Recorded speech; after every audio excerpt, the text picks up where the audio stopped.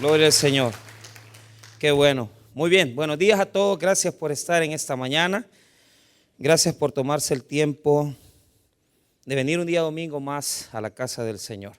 Vamos a hacer unas enseñanzas acerca de los. Yo le preguntaba al Señor esta semana cómo entrarle al culto de las 7, ¿verdad? Entonces, voy así. A las 7 voy a estar dando instrucciones de vida cristiana. No voy a dar series porque todavía no estamos en tiempo de series con ustedes. Así que con ustedes vamos a dar principios cristianos fundamentales que nos ayudan a entender un poco el cristianismo y sus diferentes, digamos, estilos de creer y de depender de Dios.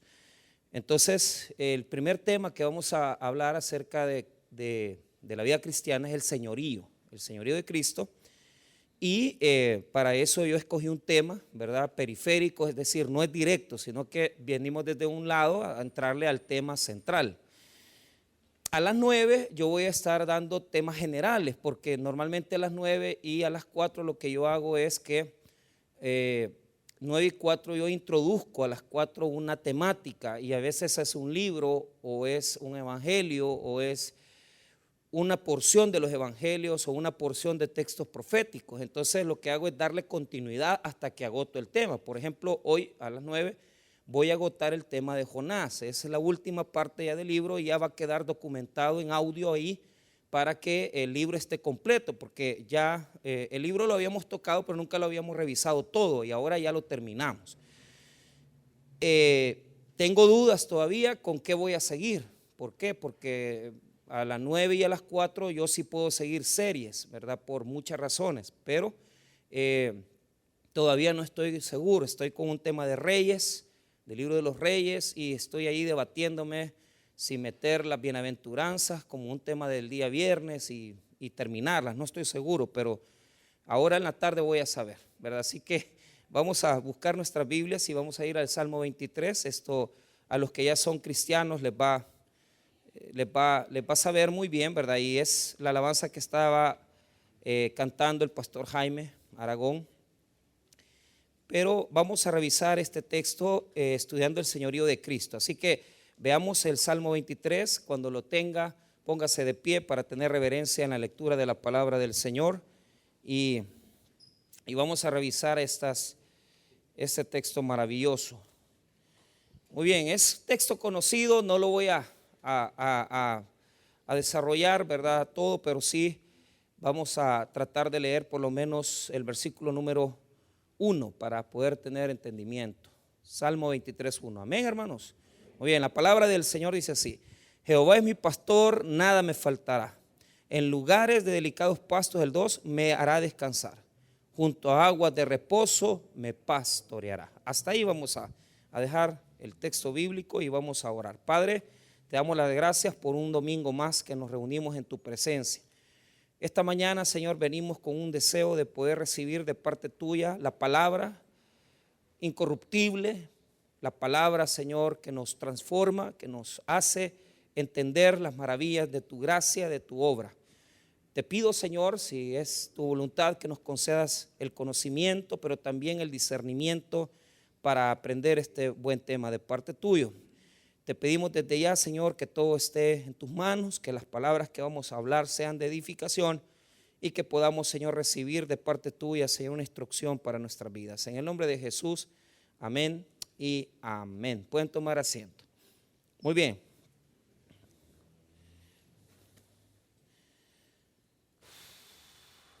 Vamos a ver. Para explicar un poco, digamos, los extremos del señorío de Cristo, nosotros podemos hacerlo de una forma teológica, enseñando, ¿verdad?, por qué el Señor, ¿verdad?, Jesús, demanda de nosotros todo, cómo Él quiere gobernar en nuestras vidas. Ahora, no lo vamos a hacer así, lo vamos a hacer a través del texto, pero voy a dar alguna introducción que tal vez le pueda servir en su vida cristiana. En primer lugar, un poquito del Salmo que estamos leyendo. Desde muy, digamos, desde años, muy al principio del nacimiento de la historia de Israel, ya la palabra pastor, en griego esta palabra poimen es pastor, ¿verdad? ¿Y por qué pastor? Porque en el Antiguo Testamento no solamente los salmos hablan del pastor, sino que habla del pastor el libro de Ezequiel particularmente y otros libros proféticos que están a la par de Ezequiel. Pero el tema de la palabra pastor tiene que ver con el hecho de quien gobierna. O sea, nosotros tenemos una idea de que sí, Jehová es mi pastor, pero ¿y qué? O sea, ¿qué hay detrás de eso? Te voy a explicar. La razón es política, porque la palabra pastor en el Antiguo Testamento siempre se usa para designar reyes, para designar emperadores que llevaban a cargo el dominio de Israel. Y por lo tanto, cuando usted nota, particularmente en los libros proféticos, hay una denuncia acerca de los pastores que no hicieron lo suyo, que no hicieron lo que tenían que hacer. Porque en lugar de estar cuidando, orientando las ovejas, lo que hicieron los pastores de Israel fue explotar a las ovejas. Y eso, hermano, usted lo ve en un libro de los reyes. Por ejemplo, Salomón.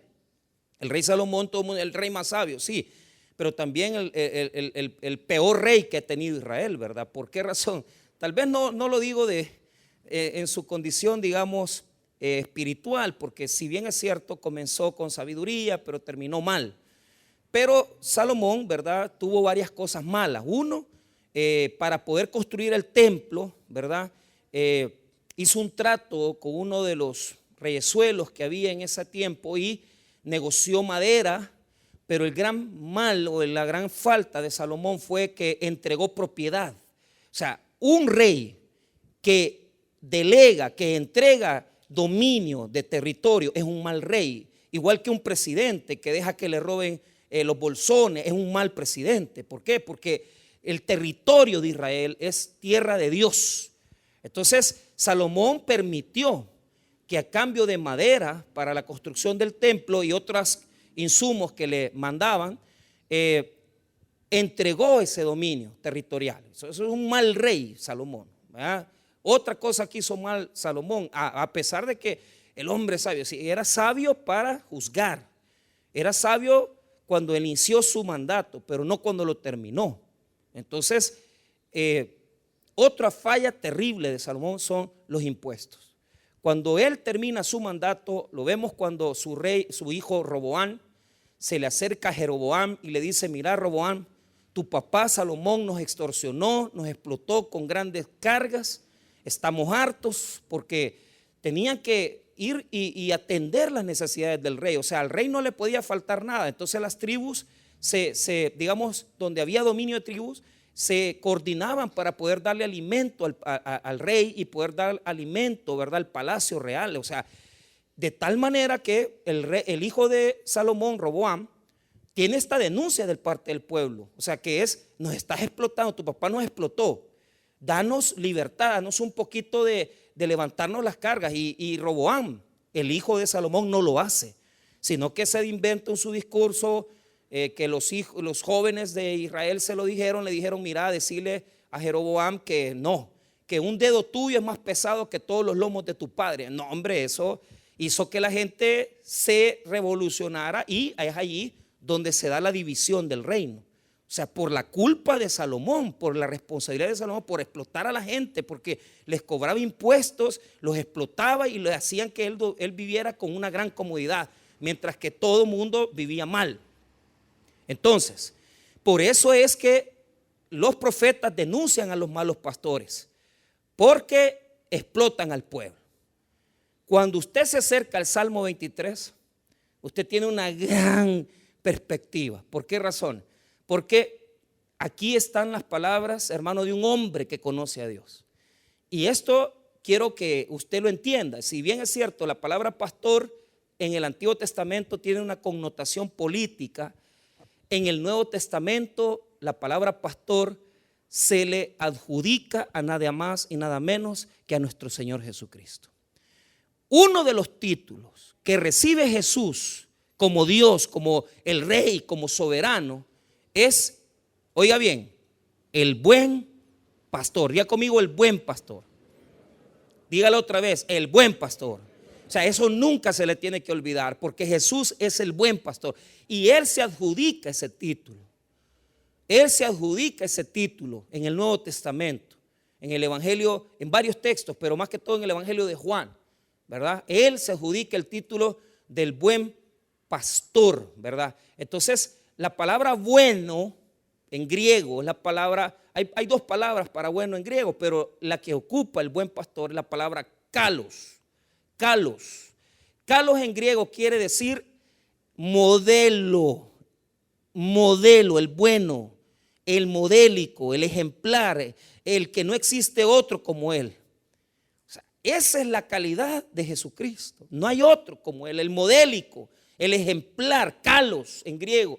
No hay más palabras para describir al Señor como el buen pastor, el buen pastor, el buen pastor.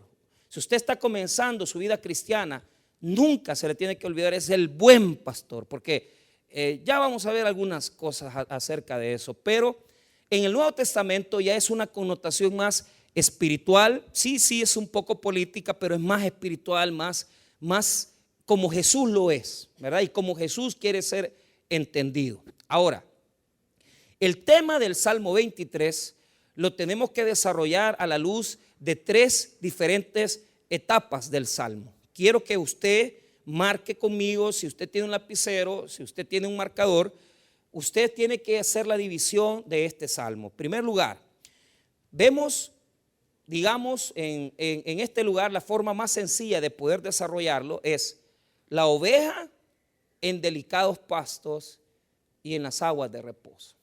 Eso es el versículo número 1, 2, 3. Ahí está, la oveja en delicados pastos y en aguas de reposo. Muy bien, 1 al 3. Del versículo número 4, el versículo 4 es la oveja en valle de sombra de muerte. La oveja en valle de sombra de muerte. Y el versículo 5 y 6 cambia totalmente. ¿Por qué? Escuche bien. Hasta el versículo 4 nosotros podemos ver la connotación de la oveja siendo guiada por el pastor. Pero el 5 y 6, yo no lo voy a decir, pero imagínese usted que la ovejita se sienta en la mesa de un rey y le comienzan a dar comida. Entonces, y le comienzan a tratar bien. Entonces, el versículo 5 y 6 es sentados a la mesa del rey. Diga conmigo, sentados a la mesa del rey. Ahora, usted imagínese que es una oveja o lo más especial es que la mayoría de eruditos dicen que allí la oveja ya no está, sino que ya es una persona, un ser humano. Entonces es donde no nos encaja, porque si el versículo 1 al 4 nos habla de ovejitas, nos habla de la orientación de la oveja, el 5 y 6 usted esperaría que tuviera también una oveja, pero no hay una oveja, sino que hay una persona que se sienta a la mesa del rey. Pero ya lo vamos a ir dilucidando. Muy bien, veamos un poco acerca de esta tremenda declaración. Vamos a ver el verso número 1. Es una declaración primero y el versículo 2 es una aclaración, es una explicación del por qué nada me faltará, ¿verdad? O sea, el primer versículo es una declaración, decir, Jehová es mi pastor, nada me faltará. El versículo 2 es una descripción del por qué no le falta nada. Entonces, eso lo tiene que tomar en cuenta. Mucho. Muy bien. Verso 1. Jehová es mi pastor, nada me faltará. Ahí está el problema. Ahí está el problema. ¿Por qué? Escuche bien. Este texto es una declaración total y verdadera en la vida de aquellos que verdaderamente se dejan guiar por el pastor. Pero este es el punto. El problema es que si usted en esta mañana, usted le falta, usted está en esta mañana en una situación donde usted dice, mira, a mí me están pasando estas cosas en mi economía, en mi salud, ¿por qué es? ¿Por qué es? Esa es la pregunta que nos hacemos. ¿Por qué es que nos falta? ¿Por qué no se cumple este versículo en mi vida? Yo admiro esto porque la primera explicación que tengo para esto es que si está escrito, y usted lo nota ahí, mire lo que dice Salmo de David. David era un pastor de ovejas. Entonces, yo, hermano, tengo claro que David podía hablar del pastorado de Dios, porque él había pastoreado las ovejas. Entonces, yo me imagino a David cuidando las ovejas de su padre, ¿verdad? Fielmente como lo hacía, porque el libro de Samuel dice que las cuidaba. Entonces, él en el campo, él solito aprendió algo. Mire bien, él solito aprendió algo. Él aprendió que cuando la oveja es orientada por el pastor, la oveja no le falta nada. Y les voy a explicar esto. Mire bien, en la Biblia, las ovejas es lo más parecido a la condición espiritual del hombre. Dice el Evangelio de Marcos y los evangelios sinópticos que de repente Jesús vio las multitudes y dice ahí declaratoriamente, dice que se veían como ovejas que no tienen pastor. Ovejas que no tienen pastor. ¿Por qué? Les explico. La oveja es el animal más dependiente que existe. O sea, no hay ningún animal, digamos, en la parte de los mamíferos como tal, que sea más dependiente de alguien que una ovejita. La oveja no tiene bien su sentido de orientación. La oveja no tiene capacidad de recordarse el camino para donde ella tiene que regresar al redil. Ella no tiene. ¿Por qué? Porque la oveja, hermanos míos, es totalmente dependiente de su pastor. Si la oveja no la saca a comer el pastor, si la oveja no la lleva a beber el pastor, la oveja se muere de hambre y la oveja se muere de sed. ¿Sabe por qué, hermano? Dios nos ha hecho como ovejas a los seres humanos.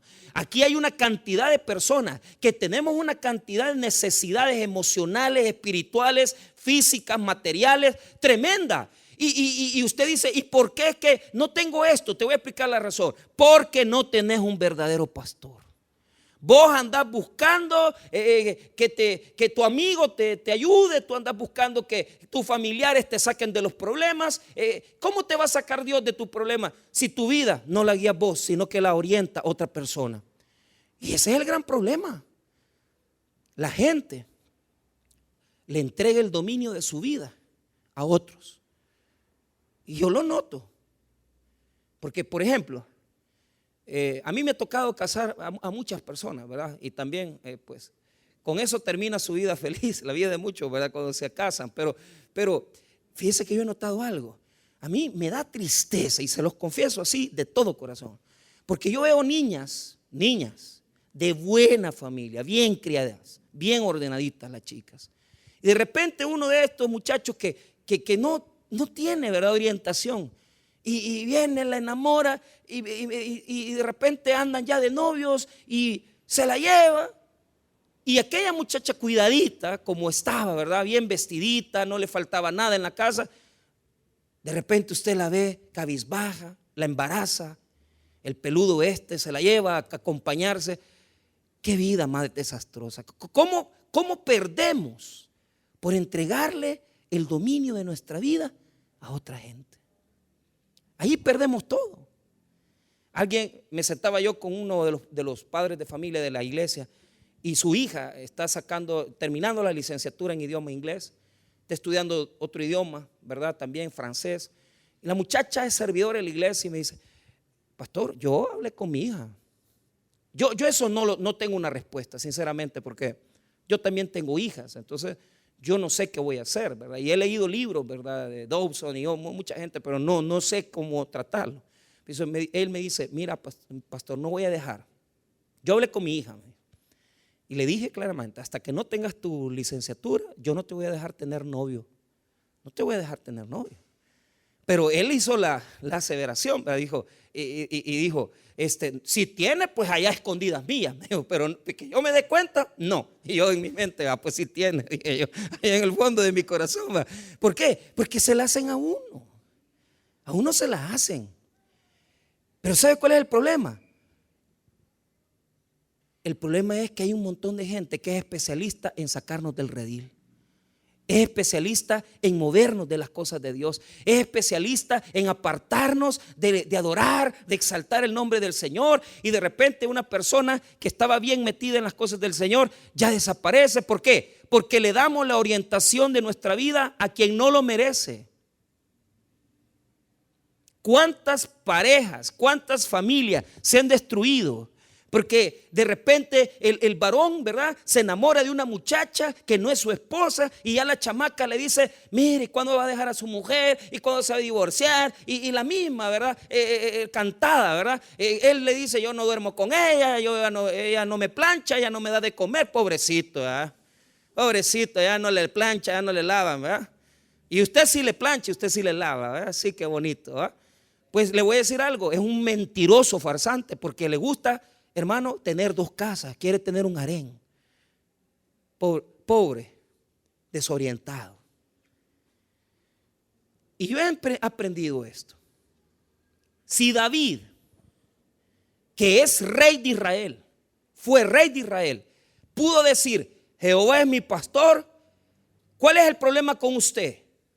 Usted que tiene su empresa, usted que tiene su profesión, o usted que tal vez está pasándola mal, ¿por qué usted no le puede decir Jehová es mi pastor? ¿Sabe por qué? Porque no quiere dejarse orientar por el verdadero y único buen pastor que es llamado Jesucristo. Usted quiere hacer lo que usted quiere. Usted quiere salir de donde usted está en esta mañana. Usted quiere saber cómo salir del hoyo financiero. Usted quiere saber cómo salir del hoyo familiar. Dele su vida al pastor de pastores y usted va a salir de esa crisis. Usted va a salir de eso. Solo entréguele la voluntad. Fíjese cómo Dios nos rinde. El gran Pedro, ¿verdad? Que el gran pescador, ¿verdad?, que se la sabía de todas y estaba ahí en la barca, ¿verdad? Y de repente el rey, el pastor de pastores, le dice ellos habían pasado toda la noche y no habían pescado nada y tenían las redes vacías. Y de repente Jesús le dice, después de que él usó la barca para predicar, le dice a Pedro, Pedro, oiga la orden, boga mar adentro, le dice. Pero ¿cuál es el contexto? ¿Cuál es la realidad? Óigame bien, ningún pastor en Israel le iba a hacer caso a un carpintero, un pescador con experiencia. Ningún pescador le iba a hacer caso a un hombre de madera, de materiales. La palabra de Dios dice que Jesús era tectón. La palabra tectón en griego es que Jesús manejaba madera, piedra, incluso tuvo que haber manejado materiales de construcción. O sea, él era artesano en general. Ahora, le pusimos carpintero porque era lo que más se asemeja, ¿verdad? Pero ¿cómo un carpintero le va a venir a decir a un pescador, anda a pescar? Eso no puede ser, y peor de día. ¿Por qué? Porque de día el agua está caliente. Entonces ningún pescador de Israel le iba a hacer caso a alguien que le dijera, vamos a pescar de día. De día no se pesca de noche, porque en la noche el agua fresca, el agua ya sin el sol, los pescados suben, ¿verdad? Y ya los pescadores podían tirar la red, ¿verdad?, y pescarlos. Cuando Jesús le dice, boga mar adentro, hermano, eso es algo grandísimo, porque el que se la lleva, que se la sabe de todas, el pescador, le dice a Jesús, toda la noche hemos pescado, mas no hemos pescado nada, pero en tu palabra echaré mi red. ¿Sabe qué significa eso? ¿Sabe qué significa eso? Que se humilló, porque él sabía perfectamente que un carpintero no iba a saber más que él, pero él viene y le da las riendas de su vida a Jesucristo. Él le dice, Jesús, domina mi vida. Yo no sé qué hacer, yo no sé dónde ir, yo no sé dónde estar. Te entrego el barco de mi vida, hermano. Si usted como capitán ha naufragado, si usted como capitán le ha llevado a sus hijos nada más escasez, necesidad, si usted como capitán de su vida se ha creído que usted es un gran empresario, comerciante o un gran profesional y lo único que ha encontrado son redes vacías, pues en esta mañana yo te digo una cosa, entrégale la dirección de tu barco a quien la merece, a Jesús el Señor, y deja de decir que vos te la sabés de todas. Vos no sabés nada. Humillate ante Dios y Dios te va a levantar, Él te va a orientar en tu vida. Jehová es mi pastor, nada me faltará. ¿Qué significa eso? Que Jesús es el Señor de mi vida. Mucha gente encuentra en Cristo al Salvador y está bien. Y usted dice, es que Jesús es el Salvador de mi vida. Sí, pero pregunto, Jesús es el Salvador de tu vida, pero no es el Señor de tu vida. Porque todavía no le has entregado tu amante. Todavía no le has entregado tus finanzas. Todavía no le has entregado tus decisiones. Usted tiene a Cristo en su corazón, pero usted hace lo que usted quiere. ¿Y sabe qué? Usted está perdiendo. Porque el buen pastor lo único que le quiere dar es bendición. Mire para qué lo ha llamado. Mire para qué lo ha orientado. Vea lo que dice el verso número 2. En lugares de delicados pastos me hará descansar. Mire, delicados pastos. La palabra en hebreo quiere decir fresco, pastos frescos. Pero note esto, note esto. Mire lo que dice la segunda parte del verso 2. Junto a aguas de reposo me pastoreará. ¿Por qué? No solamente te lleva a donde hay frescos pastos, sino que te lleva a donde hay agua fresca y deliciosa. Las dos necesidades más grandes que tenemos, la necesidad, hermano, física de alimentarnos y la necesidad del agua. Pero el agua aquí no quiere decir lo que usted piensa, es que el pastor me va a llevar a comer delicado pasto y me va a llevar a las aguas de reposo. Ojo, le voy a explicar, las ovejitas son tan delicadas, mire bien, que si no ven su rostro en las aguas, la ovejita no toma agua del río, del lago, no la puede ver. Porque las ovejas rápidamente, hermano, con una pequeña distracción, ya ellas ya no toman el agua. Ya ellas ya no pueden ver, si no ven el rostro y no ven tranquilas las aguas apacentadas, ellas no pueden beber agua. Y usted dirá, ¿y eso qué quiere decir, pastor, en mi vida? Aquí hay personas que toman antidepresivos, hay personas que tienen problemas emocionales, hay personas que tienen problemas porque han pasado por abusos. Yo he visto tantos casos de gente que ha sido abusada sexualmente. Yo me acuerdo de esta jovencita que venía, ¿verdad?, con este problema y ella nunca se lo dijo a su esposo, ¿verdad? Y el esposo se quejaba porque la muchacha tenía este problema de que cuando ya estaban ellos solos y todo, ella se frustraba y tenía confrontación. Entonces le daban medicamento, le decían, mira, tómate esto, porque le daba depresión, le daba ansiedad. Hoy mucha gente toma de esas cosas. Incluso una hermana hace poco que la acabo de ver, su esposo se le murió hace como 7 meses y la tienen con esos medicamentos, ¿verdad? Entonces, a veces tomamos medicina para dormir. ¿Por qué? Porque estamos tan estresados, estamos tan reventados, estamos tan salidos de la línea que andamos mal emocionalmente. Y gente que dice, yo no puedo dormir, si yo, mire, no estoy tranquilo. Y usted dice, ¿por qué? Le voy a explicar por qué. Las pastillitas, lo que sea que usted tome, ¿verdad?, le puede calmar físicamente. Pero las heridas del alma, el único que las sana es Jesucristo. Y cuando vienes a Cristo y le dice, yo quiero entregarte mi vida, Jesús te apacienta tus heridas, te sana el corazón. Y aquellas cosas que antes te herían, las cosas que no te dejaban en paz, te sanan tu alma. Porque las heridas no son por fuera, las heridas son del corazón. Y mire, me impresionó porque la muchacha tuvo un giro totalmente. Porque comenzaron, cuando usted deja de tomar pastillas para las cuestiones psiquiátricas, se llama destetar. O sea, destetar es comenzarle a dar menos medicamento a la persona. No se pueden dejar de tomar.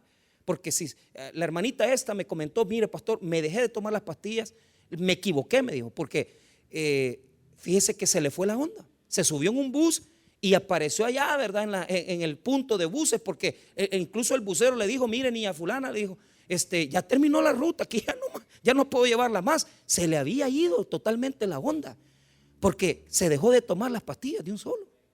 Ahora, ¿cuántas personas en esta mañana están ansiosas, desesperadas? ¿Por qué no dejas que Jesús te lleve a beber de las aguas de reposo y a beber de las dulces aguas de la paz de Dios? Y decirle a Cristo, Señor, sana mi corazón, sana mis heridas, Vos no necesitas estar en esas grandes terapias. No necesitas que te digan, mira, necesitas perdonar. No, yo te digo algo, que Jesucristo te lleve las aguas de reposo y el Señor va a sanar lo más profundo de tu alma, aunque estés muy herido o aunque estés muy herida. Jesús puede sanar tu corazón. Hermanos, les voy a explicar por qué.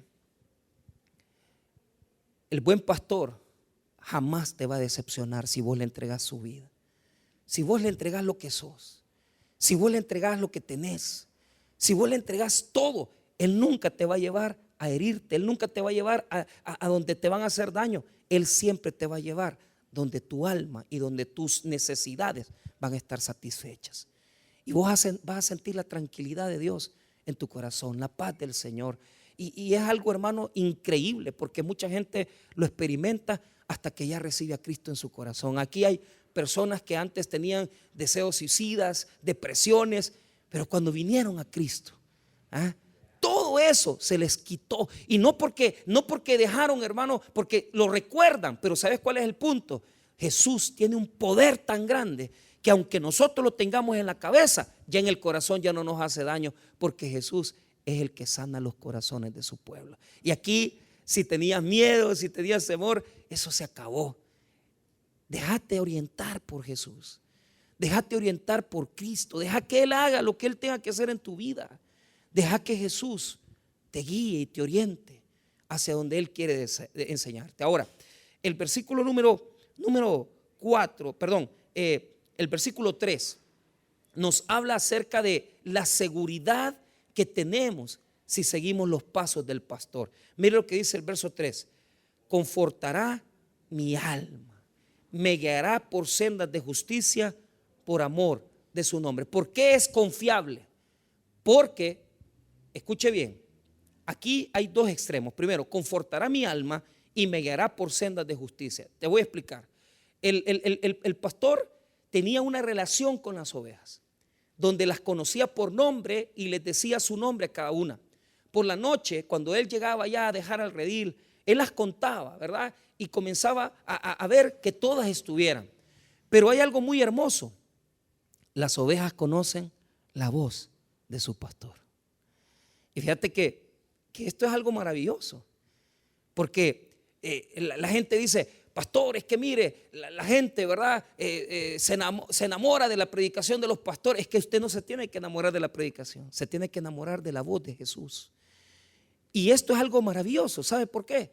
Porque a veces nosotros, hermano, tenemos esa inconformidad de que no sabemos qué decisiones tomar. Hay personas que la parte más débil que tienen es que no saben escoger decisiones, no saben tomar decisiones.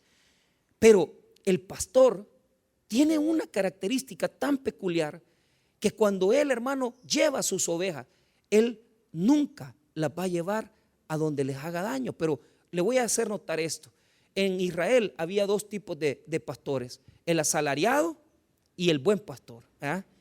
¿Y quién es el asalariado? El asalariado era uno que se le pagaba para que viniera, ¿verdad? Y que le ayudara al pastor, al dueño de todo, ¿verdad? Al que estaba cuidándolas desde la mañana.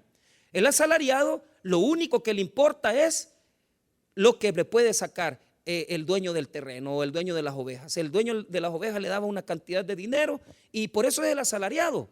Porque cuando ve venir el mal, cuando ve venir el daño, el asalariado corre y deja a la oveja morir. Inmediatamente ve que viene alguien a matar o un animal feroz, el asalariado huía. Pero el buen pastor nunca huye. El buen pastor su vida da por sus ovejas. Y eso es lo que es Cristo. Porque Él, hermano, no es que está probando que te ama. Él ya te probó su amor. Desde el momento que le clavaron los clavos en las manos, desde que el momento que le pusieron la corona de espinas, Él te demostró el amor. En esta mañana hay personas que no se sienten amadas, que sienten que fulano los dejó, mi papá me dejó, la persona no me crió, pastor, me dejaron caer. Tenía un muchacho en la otra iglesia donde pastoreamos y el tema de él era que lo crió la mamá. Pero él quería saber quién era el papá.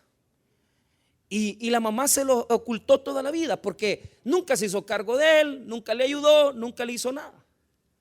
Porque los seres humanos somos así. Llevamos a la oveja a perderla, ¿va? Llevamos a la oveja a que le hagan daño. Somos asalariados. Mucha gente asalariada hay. Muchos novios asalariados, muchos esposos asalariados que no se preocupan realmente por las personas, sino que, ay, te dejo con los hijos y ahí ve vos qué haces con ellos, ¿verdad? Y no les importa dejar tirados hijos y familia, eso no les interesa.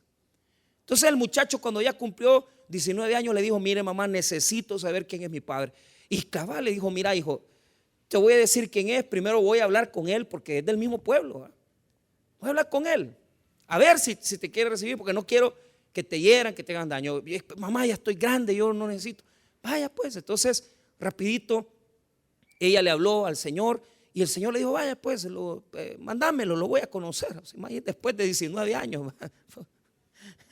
O sea, tener un hijo y no verlo, pero ni chinearlo, y a los 19 años va.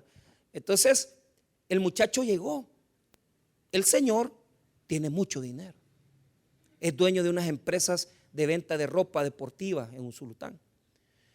Y desde que entró al negocio, ¿verdad? El señor, bien, dice él que estaba contando unas cosas ahí en el escritorio y él se le acercó y le dice: buenos días, le dice, soy fulano de tal. Cuando le dijo el nombre: ay, ¿qué tal vos? ¿Cómo estás? O sea, como que hubiera venido un cliente, ¿verdad? Desde ahí fue un choque, porque lo destruyó con los gestos de como decir: ¿quién? Está bien, sos hijo, ¿verdad? Pero yo no tengo nada con vos. Entonces él siguió, ¿verdad? Lo difícil es que ahí comenzó a decir: mire, le dijo, yo quería conocerlo y desde mi mamá me dijo que usted pues tenía este negocio. No sé qué. Mira, le dijo así, pero claro y pelado. Y le dijo: mira, le dijo, yo no te voy a ayudar en nada, le dijo. Él estaba en la universidad, él estaba pagando la U y todo. No te voy a ayudar en nada, le dijo. Ay, si vos crees que te voy a dar pisto. Mire, hermano, ese muchacho le destruyó el corazón. Porque, ¿qué espera usted de una persona que 19 años, claro, es su papá consanguíneo, es el que permitió eso, ¿verdad? Y que usted de repente lo desechen con las acciones y lo desechen con las palabras, hermano. Eso es doloroso, le hundí el corazón a cualquiera. Entonces él llegó conmigo y me dijo, él todavía me decía: para mí usted es un papá. No, yo no te voy a poner el apellido ni te voy a adoptar, porque es que o sea, no puedo. ¿Por qué? Porque yo no puedo ser papá, yo solo tengo 2 niñas y soy un mal papá con las 2 niñas. Y todavía quieren que críe otros hijos. No puedo criar otros hijos, no puedo, hermano. No me los quiere venir a dejar aquí. O sea, no puedo, apenas alcanzo. Pero lo que le quiero decir es que el muchacho, yo lo animé: mira, hagamos algo, le digo. Seguí tratando con él, seguí tratando, mira, pero cada vez que iba era una decepción, hombre, porque él iba a verlo, pero el maestro creía que quizás pisto, a saber. Pero ya como al año de estarlo viendo y visitando, fíjense que él decía: mire, pastor, ¿sabe una de las cosas que a mí me duele? Y se lo digo no porque me resienta, no, sino que yo veo cómo los hijos de él con la otra señora, mire, le llegan a pedir pisto, que papá présteme el carro, que el papá no sé qué, y él todo se los da. Y a mí mi caso me hace. Lo puso de vendedor del negocio, lo puso así, a que llevara agua, a que vendiera cuando pudiera, o sea, pero le pagaba una cosa simbólica, como para ganarse algo de dinero. Y me entristecía mucho. Pero yo le dije algo: mira, te voy a decir una cosa.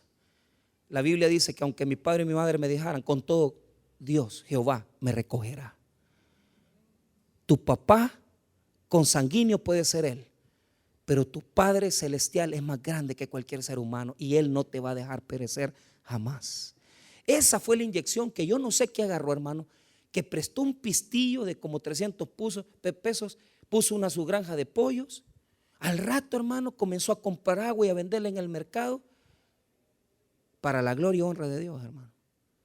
Hoy tiene su negocio, tiene su esposa y está más establecido que sus hermanos que han tenido papá. ¿Sabe por qué? Porque Él ha tenido el mejor padre, que es Jesucristo el Señor. ese es el pastorado.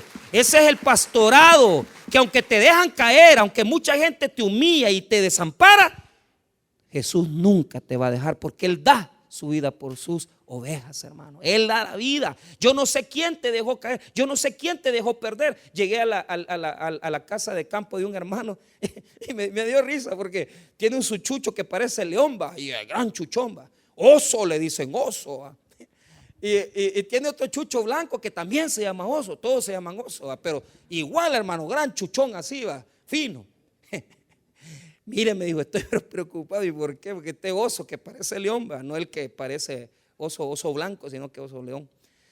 ¿Y qué es lo que hace este chucho? Mire, me dice que cada vez que viene un chuchito aquí, que ya se encariña con nosotros de los callejeros, ¿va? Fíjate, qué malo, me dijo. Lo comienza a guiar y que lo sigue y lo saca a la calle hasta que lo matan en esa calle, me dijo. Y ya nos va matando 3 chuchos con este, me dijo. Y hoy quiere que maten al chucho grande, al blanco, pero este es más vivo porque no se deja guiar por él, no lo sigue, me dijo. El chucho celoso, yo no sé si es cierto que lo manda a perder, pero mucha gente, hermano, tiene esa característica, que cuando alguien le da la confianza, los dejan morir, los dejan tirados. Pero ¿qué dice el versículo 3 en la segunda parte? Me guiará por sendas de justicia por amor de su nombre. Con Jesús no tenés que preocupar, porque Él nunca te va a dejar tirado. Él siempre te va a guiar, siempre te va a orientar, nunca te va a abandonar. Él es Dios, Él es el Señor. Ahora, veamos cuando venimos en los valles de sombra de muerte. La ovejita en valle de sombra.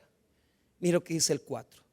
Aunque ande en valle de sombra de muerte, no temeré mal alguno, porque tú estarás conmigo. Pero mire, aquí hay 2 claves exegéticas. Primero, tú estarás conmigo. Esa es la primera declaratoria importante, especial.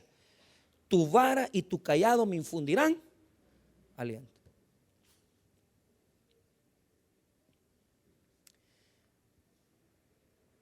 Primero, valle de sombra. ¿Qué es el valle de sombra? Muchas veces los pastores tenían que orientar a las ovejas y llevarlas por barrancas, literalmente hablando, donde pues hay caminos muy cerraditos en las montañas y usted ve cabal el barranco hacia un lado. Y el pastor tenía que llevar 14, 16 ovejas que le seguían y tenía que estar pendiente que ninguna se le cayera en el desfiladero, ¿verdad? Porque si una se caía, ya perdía la oveja.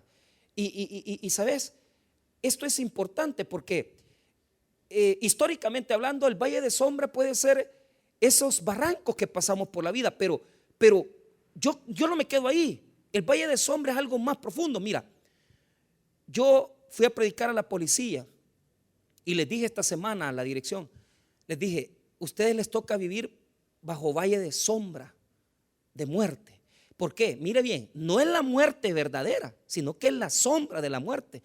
Y muchas veces, hermanos, nosotros pasamos por la sombra de la muerte, porque la muerte nos pasa cerca, el accidente nos pasa cerca, el problema nos pasa cerca, el balazo nos pasa cerca, pero no nos llega. Ahora, hay situaciones en la vida donde la sombra de la muerte es la que se pone por encima de nosotros. Entonces lo que dice el salmista es que la vara y el cayado del pastor le infunden aliento. ¿Por qué? Porque la oveja puede sentirse sola en el momento de la oscuridad, en el momento cuando ella va a experimentar la sombra de la muerte. Pero cuando ve al pastor que está a su lado, que está ahí, ella tiene fortaleza para seguir adelante. ¿Qué es lo que ve la oveja en el pastor? No le ve su rostro, no le ve sus manos, sino que le ve la vara y el cayado. Ojo, esto lo quiero enseñar bien y cerrar. La vara, muchos cristianos piensan que Dios tiene vara. Entonces, ¿qué es lo que pasa? Poned atención. Piensan en un Dios que ven, hacen algo malo y ya viene la vara, ¿va? Y la oveja, ¿va? Y la pobre oveja, bla, y el gran azote. Mira, a mí me molesta. Yo tenía un vigilante allá en Usulután que me hizo una trastada que no me llegó, pues, porque yo tenía un michucho que llamaba Rocky, ¿va? Un pastor alemán, Y de repente yo llego una tarde y ya el Rocky ya no estaba. Y el Rocky era mi Chucho, pues, ¿verdad? Entonces, después tuve otro que se llamaba Golán. Yo tuve mala suerte con el Chucho. Pero ¿sabe qué? Bueno, ¿y el Chucho qué se ha hecho? No, me dijo, lo mataron, me dijo, sin vergüenza. Él, hermanos, él maltrataba al perro y a mí ya me habían dicho que le pegaba, pero yo nunca lo vi. Pero yo no sé qué molestia tuvo, ¿verdad? Que le dejó la puerta abierta, lo dejó salir y al Chucho me lo mataron, pues me lo atropellaron.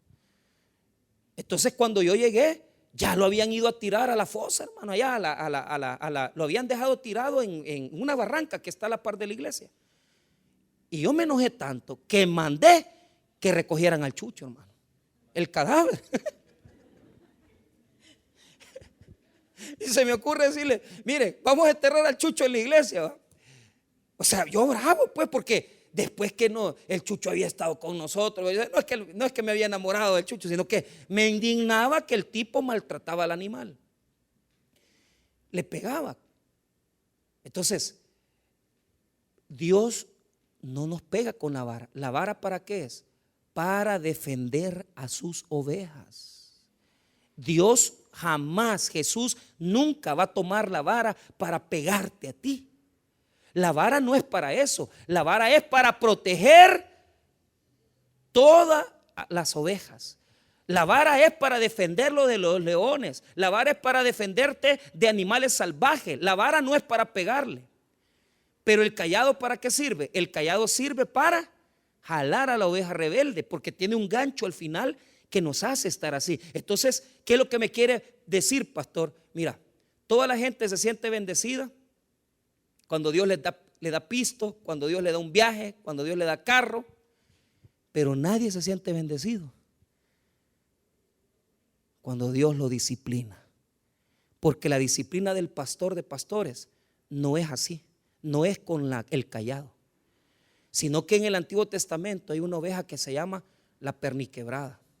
Cuando el pastor ve que hay una oveja que más parece cabra que oveja, porque hace lo que le ronca la gana,